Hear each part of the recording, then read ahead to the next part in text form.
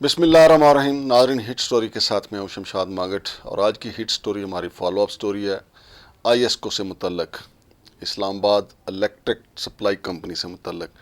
मैंने आपसे वादा किया था कि यहाँ के जो डीजी एडमन हैं मोहम्मद आबद साहब, उनकी करप्शन के हवाले से बात करूँगा, एक तो उनके मकानात की अलाटमेंट, और इस्लामाबाद में जो आईएसको के मकानात हैं उनके रेट क्या चल रहा है, फिर जो इस्लामाबाद की 1100 गाड़ियाँ का पहले भी हमने एक व्लॉग में जिक्र किया था, उनके नाम पे क्या मारधार हो रही है।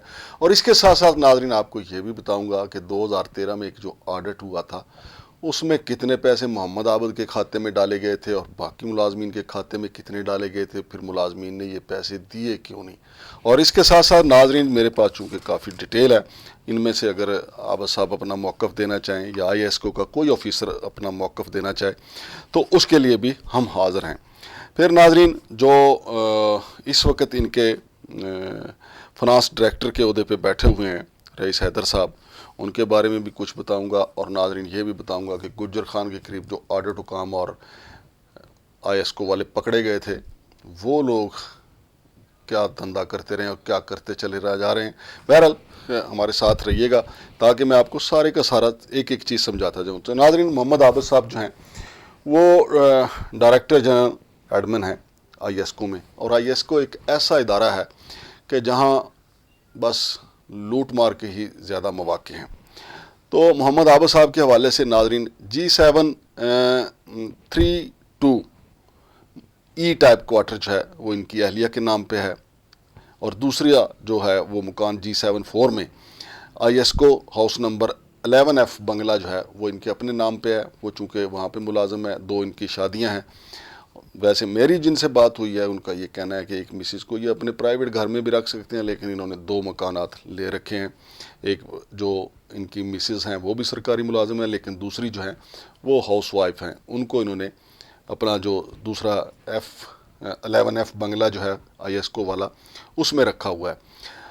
तो नाजरीन इसके साथ साथ मैं आपको बताऊं कि 1100 गाड़ियां हैं आईएसको की, इस्लामाबाद आईएसको के नाम पे 1100 गाड़ियां हैं। ये एफआईए को इन्होंने बताया था कि हमारे पास 1100 गाड़ियां हैं, लेकिन अगर आप देखें कि अगर 1100 गाड़ियां इनके पास हों तो मेरा ख्याल है कि आईएसको के जितने दफातर हैं उनमें इतनी गाड़ियां खड़ी नहीं हो सकती। बहरहाल इनके पास हैं 11 गाड़ियाँ, और जो नकारा गाड़ियाँ भी हैं मेरे ज़राए ने तस्दीक किया कि उनके नाम पे भी मुबैना तौर पे पेट्रोल की मद में वाचर बनाए जा रहे हैं, निकाला जा रहा है। इसी वजह से तो ऑडिट नहीं होता। और एक साहब ने लिखा है कि जी ऑडिट तो हमारा हर साल होता है। कि भाईजान हर साल होता है तो फिर गुजर खान जाके बैठ के मुका करने की आपको क्या ज़रूरत है।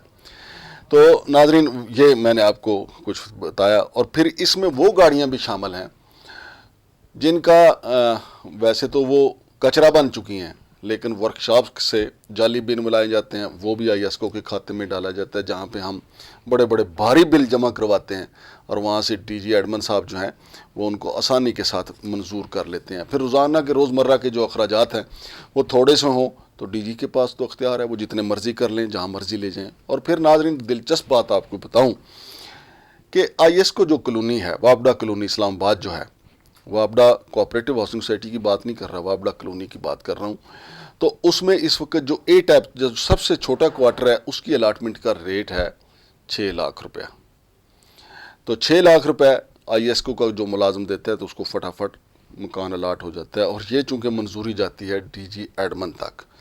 तो अगर मुझे पता है तो डीजी एडमन को भी पता होगा, और जो उनके चीफ हैं उनको भी पता होगा, सबको ही पता है। लेकिन सब के सब हाथ इसलिए नहीं डालते कि नीचे से ऊपर तक सारे का सारा मामला ही ऐसा है।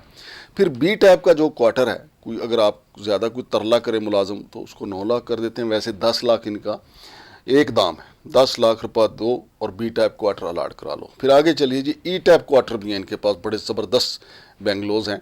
15 लाख रुपए देते हैं आईएसको के मुलाजिम और मकान उनको अलाट कर दिया जाता है। और नाज़रीन 2013 में इनका एक ऑडिट हुआ, बोर्ड ऑफ गवर्नर्स ने उसकी सिफारशात तैयार की थी, एक करारदाद मंजूर हुई थी, जिसके बाद इनका स्पेशल ऑडिट, आईएसको का स्पेशल ऑडिट, और सिर्फ एक डायरेक्टरेट का, ट्रांसपोर्ट डायरेक्टरेट का जो है वो ऑडिट किया गया था। और सिर्फ एक डायरेक्टरेट में सिर्फ एक डायरेक्टरेट में, ट्रांसपोर्ट डायरेक्टरेट में 4 अरब रुपए के घपले 3 साल में, 2010, 2011, 2012, मई 2013 में ये ऑडिट हुआ था। 4 अरब रुपए के घपले। नाजरीन उस वक़्त जो था 2013 में डॉलर जो है वो 100 रुपए के इर्द गिर्द कहीं घूम रहा था। 4 अरब रुपए के अगर आज का हिसाब लगाया जाए तो वो तकरीबन 12 अरब रुपए के वो घपले बनते हैं। 41 पैरास लिखे गए, ऑडिट हुकाम ने 41 पैरे लगाए और उन्होंने लिखा कि जी ग्रेड 19 और उससे ऊपर के जो अफसरान हैं जो दफातर में बैठते हैं सिर्फ उनको गाड़ी अलाउ है। लेकिन उस वक्त जो थे ये मौजूदा जो डीजी मोहम्मद आबद साहब हैं ये उस वक्त थे मैनेजर एडमन, तो इनकी दस्ते शफकत से बेशुमार ऐसे लोगों को गाड़ियां दी गई थी कि जो क्लर्क थे लेकिन मौजें कर रहे थे। लेकिन ऑडिट हुकाम ने अपने 41 पैराज में लिखा कि जनाब गाड़ियां ऐसे बेदरेग इस्तेमाल कर रहे हैं, क्लर्क भी इस्तेमाल कर रहे हैं और वो लैंडमैन भी इस्तेमाल कर रहे हैं। 1100 गाड़ियां, भाई इतनी फौज जफर मौज गाड़ियों का इतना बड़ा बेड़ा जो है गाड़ियों का ISO के पास आखिर सब ही इस्तेमाल कर रहे थे, ये उन्होंने लिखा। फिर उन्होंने लिखा कि जनाब इन गाड़ियों का जो अखराजात हैं उसमें 4 करोड़ रुपए की हेरा फेरी की गई है। और उन्होंने बाकी अफसरान पे भी डाला, मोहम्मद आबद साहब पे 12 लाख रुपए उन्होंने डाला। लेकिन इसमें नाज़रीन फिर ट्विस्ट है। ट्विस्ट ये है कि ना तो मोहम्मद आबद साहब ने एक टका उनको वापस किया और ना बाकी किसी अफसर ने वापस किया। यानी ऑडिट हुकाम ने अपनी जिम्मेदारी पूरी कर दी। बोर्ड ऑफ गवर्नर के कहने पे ऑडिट कर दिया, एक डायरेक्टरेट का बता दिया कि भाईजान यहाँ पे इतने घपले हैं, 4 अरब के घपले हैं और ये जो गाड़ियों के इस्तेमाल के हवाले से 4 करोड़ रुपया डाला गया अफसरान पे। 12 लाख रुपया रिकवरी के लिए कहा गया कि मोहम्मद आबद साहब से मैनेजर एडमन से 12 लाख रुपया लिया जाए। लेकिन ना आबद साहब ने वापस किया ना किसी और अफसर ने वापस किया, क्योंकि सब आपस में मज्जा दियाँ भैना होंदियां ने। नाजरीन ये था यहाँ जो खिलवाड़ चलता रहा।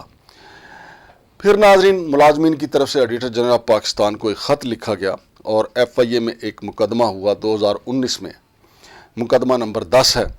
और उसमें फिर मुलाजमीन ने कहा गया, मुलाजमीन की तरफ से जो ख़त लिखा गया उसमें कहा गया, और वो ख़त किसको लिखा गया, DG नैब को, DG FIA को और चीफ एग्जीक्यूटिव ISO को लिखा गया कि जनाब इसमें जो लोग पकड़े गए हैं वो तो उस बेचारे सिर्फ क्लर्क पकड़े गए हैं, जबकि जो अफसरान हैं उनको खुली छुट्टी दे दी गई है।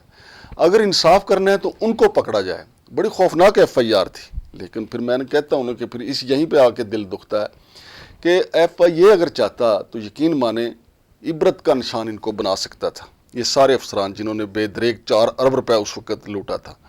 लेकिन मुकदमा दर्ज होने के बावजूद चंद क्लर्कों को पकड़ के, जिस तरह CDA में होता है कि नीचे वाले चंद बंदे पकड़ के अडयाला जेल, बाकियों को माफ़ी, एक अफनान आलम के केस में अलबत्ता हुआ है। लेकिन ये हुआ बहरहाल 6 डायरेक्टरेट की फिर सिफारिश की गई कि 6 डायरेक्टरेट जो हैं उनकी ऑडिट किया जाए। ऑडिट नहीं होता। मुझे किसी ने मैसेज किया कि जनाब हमारा तो हर साल ऑडिट होता है। ओ भाईजान अगर आपका हर साल ऑडिट होता है तो गुजर खान के फिर वो होटल पे बैठ के मुकमका भी तो होता है ना, वो पैरे का कौन से आप ठीक करवाते हैं जाके ऑडिट हुकाम के साथ मिलके। नाजरीन आपको दिलचस्प बात बताऊं कि इस जब 6 डायरेक्टरेट का ऑडिट करने की सिफारिश हुई तो उस वक्त के डिप्टी चीफ इंटरनल ऑडिट थे कैसर शाह और रईस हैदर थे फाइनेंस डायरेक्टर ISO। उन्होंने मिली भगत करके एक रिपोर्ट तैयार की और लिखा कि सब ओके है। आप देख लीजिए, कहते सब ठीक है, चुप के रखो काम, सब उन्होंने हलाशेरी दी कि खाओ पियो मौज उड़ाओ। लेकिन अब आप देखें कि मैं बार बार कह रहा हूं कि ISO को ऑडिट कराएं। ISO के कुछ लोगों का कहना है कि जनाब जो ऑडिट हुआ है 2-3 महीने पहले हुआ तो फिर दे दें रिपोर्ट, हम वो भी दे दें, पता चले कि ऑडिट हुकाम ने कितनी आपकी जान छोड़ी है या कितनी आपकी जान के लिए उन्होंने दुख पैदा किए। क्योंकि हम ये मेरा जो वीडियो करने का मकसद है ना, जब भी कोई दयानतदार कहीं अफसर नैब में आ गया, FIA में आ गया, अगर किसी ने मूड बना, प्राइम मिनिस्टर किसी का मूड बना, तो वो सोशल मीडिया पे क्लिक करेगा तो हमारी वीडियो सामने आ जाएगी कि यार इस बंदे ने बताया था कि यहाँ पे किस किस ने हेरा फेरी की है, तो बंदा शिकंजे में आ जाएगा ऑटोमेटिक कि ये हेरा फेरी इसने की है। अब जो रईस हैदर साहब थे, अब उनको इन्होंने जनाब मोहम्मद आबद साहब ने, आबदो जाहिद साहब ने इंटरनल ऑडिट का सरबराह बना रखा है जनाब ISO में। अब देखें कि दूध की राखी बिल्ली बिठाई हुई है या बिल्ला बिठाया हुआ है, या कह लें खखड़ियाँ दी राखी गिदड़ बाए। یہ کھکڑیاں تو نہیں بچ سکتی ہیں بھائی جی، کھکڑیاں تو تباہ ہو سن، کھیت پورا تباہ ہو سی۔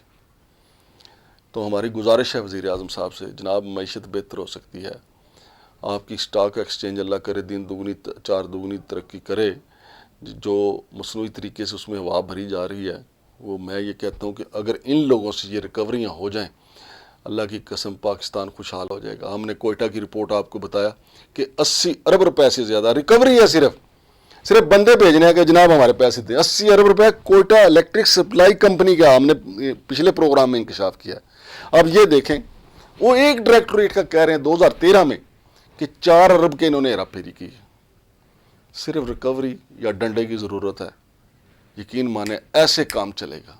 آپ یہ بھی چھوڑ دیں، بجلی چوری کو چھوڑیں، پہلے آپ اپنے اداروں کو تو ٹھیک کریں۔ ناظرین، یہ لمبی چونکہ کافی چیزیں میرے پاس موجود ہیں، اور یہ میں نے ایک سیریز چلا رکھی ہے، اور پھر آپ کے ساتھ ڈی جی ایڈمنس میں جو باقی جو وہاں پہ کالی بھیڑیں موجود ہیں ان کی نشاندہی کرتے ہوئے آگے بڑھتے رہیں گے، بتاتے رہیں گے کہ کس طرح مال پانی لوٹا جا رہا ہے۔ اور پھر میں نے آپ کو یہ بتایا کہ ڈی جی ایڈمن صاحب جو ہیں گلبرگ میں، ان کا جو 4 کنال کا فارم ہاؤس ہے، اب گلبرگ میں 5 مرلے کا مکان 1 کروڑ روپے کا ہے، اور 4 کنال جو ہے ادھا کلہ، پنجابی ادھا کلہ، آدھا ایکڑ 4 کنال، 4 کنال آدھا ایکڑ جو بھائی جان نے وہاں پہ فارم ہاؤس خریدا ہے، تو کوئی تو پوچھ لو جا کے۔ بھائی جان وزیر اعظم صاحب آپ ہی پوچھ لیں ان سے، چیئرمین نائب صاحب آپ پوچھ لیں ان سے، ڈی جی ایف آئی اے صاحب ان سے پوچھ لیں کہ بھائی آپ کہاں سے پیسے آئے تھے؟ آپ یہاں کھیتی باڑی کرتے ہیں یا آئی ایس کو کچھ چلاتے ہیں؟ کہیں کولو تو نہیں آپ نے لگایا ہوا؟ یہ کہاں سے اتنا تیل نکل رہا ہے؟ کوئی تو پوچھے۔ فی الحال شمشاد مانگٹ کو اجازت دیجیے، اللہ حافظ۔